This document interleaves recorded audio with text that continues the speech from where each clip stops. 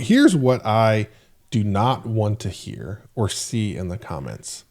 I do not want to hear, well, once your company gets to be a certain size, like that's not Yeah. reasonable, that's not feasible. That's just you being lazy. Is it bigger at Facebook? Is it harder? Yes. Is it harder with distributed teams? Yes. Does it cost more money? Yes. All right. But I'm saying, bullshit. Yeah. Those are excuses that they do not they are not obstacles to doing what we're talking about. Entry music. Da, da, da, da, da, da, da, da, da, da. It's the Bob and Josh show. Today's episode is all about friends. You gotta have friends. I don't even know where that came from. And that was unscripted. For everybody wondering how much we plan, very little, and was not planned. And Bob That was a little ad lib on my part. I should have known he was going to sing. Like anytime you open the door for Bob to sing, it's That was my fault. I'm sorry, Metacasters. That's on me for opening that door and allowing him to walk through. And watch YouTube now because he's dancing. Okay, and we're back. All right, so part of what you're seeing is exactly what the topic is today. It's relationship before business and the value of that, the challenge of that. And as many of us have lived and learned that was a no-no and that was something that you didn't do. And as social media and the news and AI pushes us into isolation, Bob and I wanted to talk about how you should fight against that. And the best way to do that is your fellow humans, like Bob, or like Josh, or like that person you spend all day with at work, and having a little bit of a relationship there and a connection. So this came from, if you've been around long enough, one of Bob's favorite places. It's an HBR article. And don't shake your head at me. Harvard Business Review, ladies and gentlemen. Yes. I mean, we brainstorm. Josh and I brainstorm topics, and it's always interesting. I always think we run out of topics, and then something pops up on LinkedIn or 16 years later. Yeah, we're still talking. We still find things. So there's an article of HBR recently, within the last few months, I read, and it just came back this morning, talking about friendship and building relationships at work, and how that's important from a leadership point of view. And now, what it's not, I'll start out with what it's not. It's not we're a leadership speak that says we're a family and we have to treat each other like family members. You know that leadership speak, sometimes you join a company and they talk about a family, and there's, and they're using it sort of like there's no work-life balance, there's no work in life. We're a family, we're together. We're gonna do everything together, and we'll support you, and you lose your life to us, for whatever. It's not that trickiness at all. So if that came to mind, or if you're in that's not what we're talking about. But we're talking about leaders fostering, modeling friendship, encouraging friendship. Another way of saying it is relationships matter more than the profession, more than the company. We're building. Of course, we're doing both, right? But you're building relationships. You're taking time to get to know one another. You're blending the roles as much as you can. You're encouraging that and modeling that. Now, Josh said we had talked about that, I think, before. I don't recall it. So maybe it was framed a little differently around it's okay to have a friendly relationship with the people that are members of your team as the boss. But this is broader different approach. This is establishing maybe call it a friendly culture or a friend-based culture, modeling it, encouraging it, not undermining it, and the reason I didn't read the entire article, but there's some specific points in there they make of these are some of the hallmarks of it, but it resonated for me because that's my evolution. I mean, it resonated even more for me because, ladies and gentlemen, boys and girls, lads and lassies, I met Joshua Q. Anderson at Teradata, and we've been friends ever since. Point Can made. confirm. Yep. Point made. Absolutely. And we were. I think I don't think anyone at Teradata should get credit for creating a friendly environment. I think That was not the norm there. no, that was not the norm, but I think that's effective. It really sort of speaks to my heart that working in those kinds of environments, and they talk about retention. So one of the overarching sort of outcomes from it is it improves retention. People, if we have friend relationships, we stay together. I would rather work, and it's true, I would rather work with Josh than jump ship, unless someone threw a bunch of cash at me. But I would rather do this podcast. But if anyone, not that I'm selling myself right now, but I am. But I would rather work with Josh. That means a lot. The comfort of that relationship, right? It means a lot. And they talked about it. One of the paybacks from a leadership point of view was retention. Josh, any reactions? Yeah, where my strongest relationships have come from have been when we are trying to do something difficult, something really challenging, something that we may even question in our minds. Can we do this? Should we do this? Is this actually going to work? Where, and we'll do a one-to-one. We'll just talk like that, where the two of you are in a position where you're just wrestling, scratching and clawing, trying to figure it out. And those painful lessons are felt by both of you. And those are the relationships that have been the strongest through the years, going back to sports. And you think about all the pain and suffering of the lifting and the running and the sweating and the just getting hurt and all of those things, and trying to win games and having things go not your way, and then banding together to fight against that and to come back. And the same thing happens in business. That's why I really love sports, because it forces you into all of those type of places as a group. And in business, it can happen the same way, where a competitor pops up out of nowhere, and now you all have to rally together and figure out how in the world you're going to beat this new big scary thing. And at the start, you don't know how, but you believe in each other and you challenge each other and you figure it out. And then 6 months later, you turn around and you look like, daggone it, we did it. And that was amazing. And you celebrate together and you have those memories and you've created those things.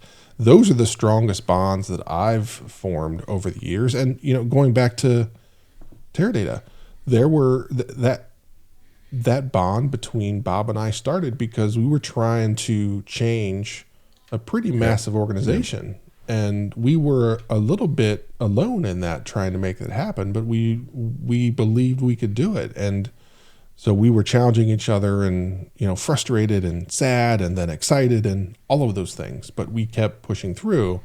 And that's when the friendships become strongest in my past. And I know not everybody thinks and works like me, but those are the biggest examples that I have. And going back to the thing that Bob said, Bob and I have put our money where our mouth is, where Bob said about, we aren't getting paid to do this. We do this because we enjoy spending time with each other, and we publish the content, and that helps. But that's not our main driver anymore. Our main driver is making sure two old friends get together and spend an hour together at least once a week. And that's what matters. And if we got paid, sure, cool. But that's not why we're here. Well, yeah, but if anyone wants to throw some big dollars my way, right? Only your way though, right? Yeah. Screw you. Yeah, okay, that's fine. Yeah. Yeah. No. I want to amplify what you said, Josh. It's hard stuff. It's challenging stuff, facing a challenge like an organizational challenge, a budgeting challenge, an economic challenge. Now there's a lot of that stuff. I think the friends, the bonds, the relationships, you can, it solidifies. You can solidify together. We're in this together, and we're not in it because we're an artificial team. We're in it because we have built relationships. So that's something. That's a payback, if you will. That's a return on that investment. Another return I've had is, I think you get away with having harder conversations with people where you've built a relationship. This goes back to radical candor and caring personally, but you're not doing it to give the feedback. You're doing it because you have a relationship. So when I built those relationships, if someone's performance was lagging, one of the thoughts that a lot of people have, if you have a close relationship with someone, you're not going to give them candid feedback, or you're going to be reluctant to do that. And I get that thought, but my experience is sort of the reverse. Is I care about that person so much that I want to give them the feedback, and I think they care about the relationship so much they want to receive that feedback so well. So it amplifies the effectiveness of the hard conversations. Both, and it's in both directions. It's not just, oops. Yeah, like we're going to have a hard conversation about turning your phone ringer off. Phone yeah, but it's both ways, right? It's that relationship. I'm going to be receptive. I've had hard conversations with Josh. Yeah, and he takes them incredibly well. He does in general. I mean, that's part of his DNA, but he receives them. So that coaching feedback is better received, right? The ability to face challenges is better received. The ability to work together, to work towards common goals, common unified goals, I think is better received. Sharing a vision, right? If I have a relationship with Josh and he shares a vision, my initial response might be that he's full of crap, but I'm not going to, but the relationship is going to be, I'm going to listen intently. I'm going to think about it 5 times before I challenge him. And I'll really, like, I'll build the empathy, because my relationship says that I have that empathy, right? I can look at things through his eyes, which really sort of, I think what I'm trying to say is the leadership execution dynamics are augmented by it, which I think is counterintuitive to most folks. I agree with everything Bob said.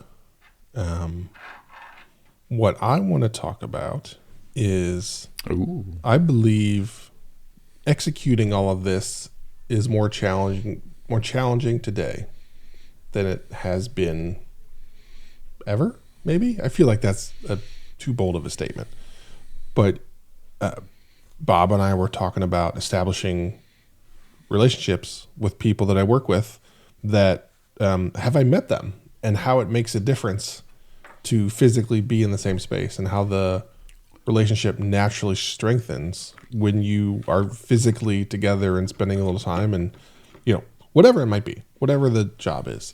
And how so much of the workforce is remote, and how it can be more challenging to really establish a true friendship through Slack or Zoom or Google Meet or Teams or all of those things. And as a leader, I beg you that if you have a remote team, spend the money to get them together regularly. And more than once a year, preferably, but get them together, and you will see return on that like you would not believe. I'm glad you went there, Josh. And I think a lot of folks, we're in this, like, we're comfortable. We've gotten so comfortable with Zoom and Slack and collaborative grouping, sort of tools, that we think that it's the same. We think that and I don't think it is at all. I mean, we can get collegial, we can laugh at a joke or something, but as you were talking, I'm like, I don't think there's a real good substitute for face-to-face. We're talking about relationship building.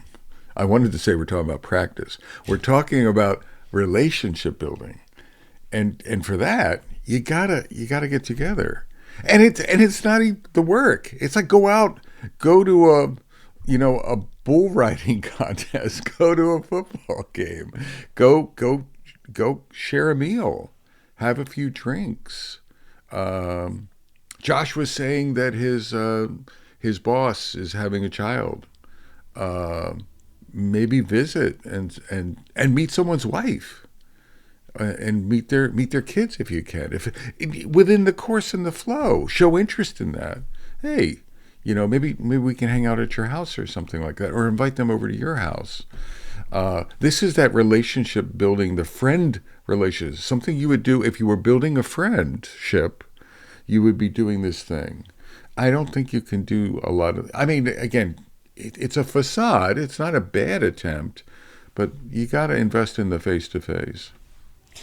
So as these past 5 minutes, this vision has popped into my head of these relationships are the glue in your organization. Yeah. And if you invest in them by doing the things we're talking about, that glue gets stronger, and you're going to be more resilient. That's a common word Bob and I have been using a lot over the past couple of months, is building a resilient org.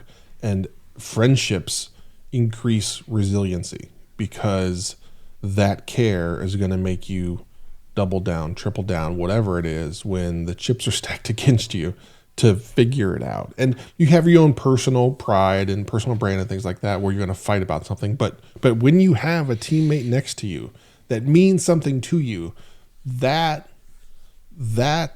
has a boost. That helps you, that helps them, that helps everybody. And the combined boost that can give your entire organization is really hard to measure, and it makes a difference, right? That's what, going back to sports, and you watch the documentaries or the shows or the behind the scenes where the teams that win are the teams that have that connection. It's not an accident. It doesn't just happen. They've invested in those things, and it makes a difference. I can remember going back to COVID, the first time the group of people that we worked with who knew each other and worked together physically in a physical space before, but once we got back together again, the productivity and the acceleration that we had coming out of that 2 or 3 day event where we all just were in the same room again, that accelerated us a little bit because the friendships were reinvigorated and reinvested in, and those connections and that glue got stronger. So the glue in your organization can break down over time if those relationships aren't strengthened or maintained or invested in. Or you may not have it at all. Yeah. Right?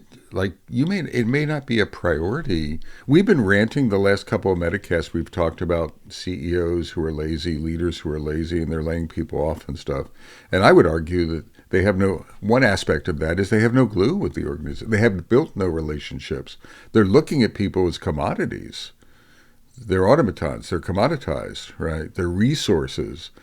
So looking at your teams as resources is not relationship-focused leadership. You would look at them as people.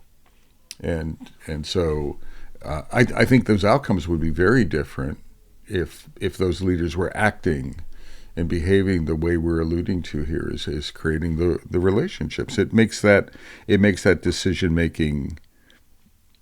I mean, you're disconnected. You have no social investment in your organization. So I think, again, I think there are these choices. As I was thinking about this, we jumped into this episode, but I think it aligns with some of the recent thinking we've had in other episodes, is relationships trump stuff. You have to invest in them. It starts at recruiting. I mean, think about the recruiting engine. If you have relationship building, I think one side effect of that is people will be referring their friends. Right. So I remember when I worked at iContact, most of we had open houses and things like that. We were growing pretty quickly. So we had to do things like that. But our funnel was really more relationship based, like employee referral based funnel. someone liked working with us, and they referred. I mean, they were doing the pre-filtering on personality type and things like that, because they're not going to refer someone that's not going to align with our principles, that's not going to align with our culture. They're going to predispose that, and it makes it so it makes the ramp in easier. It makes the selection easier. It makes the cultural match easier. It makes the buy-in, the alignment easier. For you're continuing to build that. Now it's very uncomfortable. Let's put the one elephant in the room is, what are you saying? What if I have to lay people off, right? And I know Josh just had triplets, right? Josh just had triplets, and I'm like, and he's my friend, and for whatever reason I have to lay. That's going to be hard. Yes, there are downsides to this friendlier culture. But I think they're worth it in the trade-off. I mean, that's true of human-to-human contact globally, right? There's downsides to that. But yeah, you may have to make some hard decisions. But even though my communication to Josh would be different, right? I wouldn't be asking him to feel sorry for me or anything like that. But think of the empathy I would have for him. He knows our relationship, so he knows I wouldn't be taking this lightly, right? I would be taking this action very seriously, and I would do whatever I could to help make sure he had a softer landing, etc. So there are downsides, I guess. Josh, I need to shut up. What do you? So here's what I do not want to hear or see in the comments. I do not want to hear, well, once your company gets to be a certain size, like that's not reasonable. That's not feasible. That's just you being lazy. That's the organization being lazy.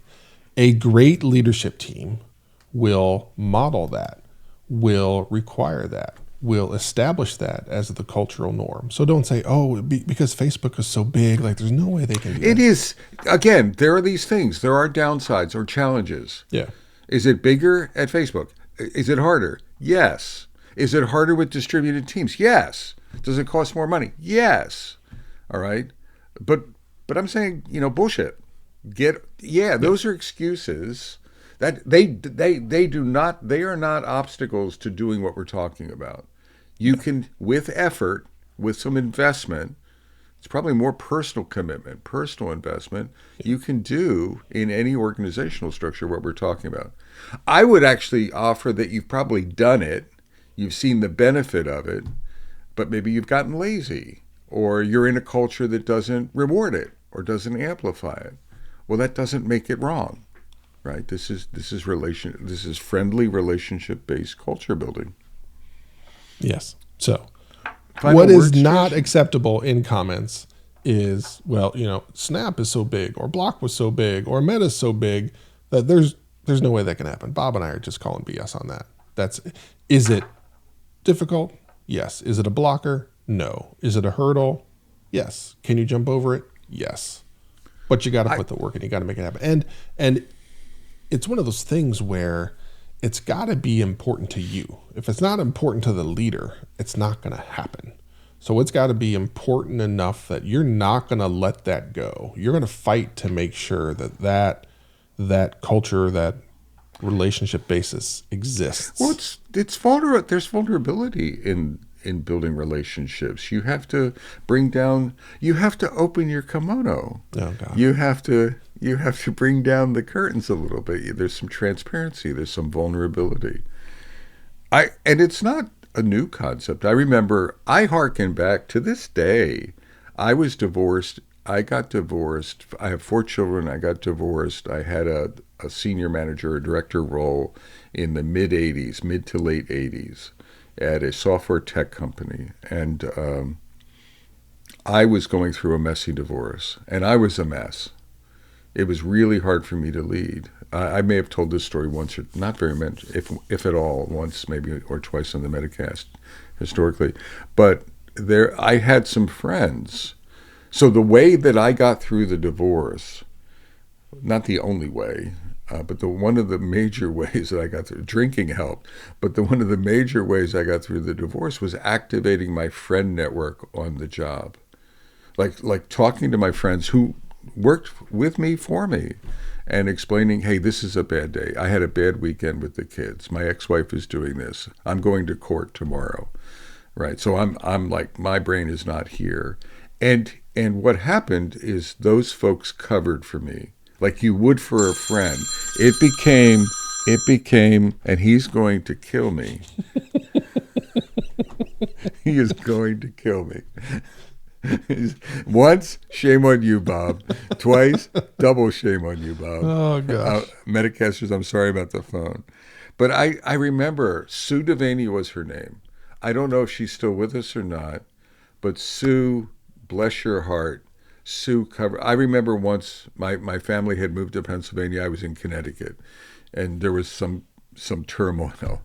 And I had to jump in the car and drive like 8 hours to do something, and it was just a mess. And we had projects going on, etc. And Sue would cover for me, no questions asked, and I would cover for Sue. To this day, and what is that? Let's say that's 90. Let's say that's 1990. So that is what, 36 years ago. Wow, that makes me feel old. So 36 years ago, I still remember fondly how those friendships, it wasn't just for me, it allowed us to keep the lights on in the business effectively. So it was that balancing act. And that was absolute friendship. And I don't know if I was intentional about it at that time. Like I was intentionally activating that as part of my leadership style. Now I'm aware of that, Yeah. and I would be strategic with it now. And for the last, but back then I'm not sure. I just sort of happened to be an amiable guy and working on my management stuff, and that seemed to work out. But that's the humanness. That's leading from your humanity. And from your relationships, from your friendships as well. And that permeated into that culture. So that wasn't just me with Sue. That was, as a leader, we influence. We're culture shapers. So that was our culture. And it was a wonderful culture. I can't think of folks. I've talked to some of those folks over the decades since then. And that was matterful. And we didn't have a lot of attrition, and we had a lot of people covering each other. We had a lot of care. We had care for the company, but I think we equally, if not more, had care for each other. Yeah. I'm not sure where else to take this, Bob. Can we drop it? Drop it. All right. So Metacasters, Yeah. build your relationships and extend your friendships. It matters, and no excuses. Yeah. Josh was right on. They're excuses. They're named that for a reason. But it's just hot air. It requires a lot of our Metacasts are. It's just hard work, but it's worth it. It's worth it. And I would challenge you to reinvigorate your friendships at work. At least consider it. So from beautiful downtown Cary, North Carolina, And beautiful downtown Fuquay Arena, North Carolina. I'm Bob, your very best friend, Gail. Dear Lord. And I'm Josh. I'm a good friend, Anderson. Yes, he is. Shake. Bake. Take care, y'all.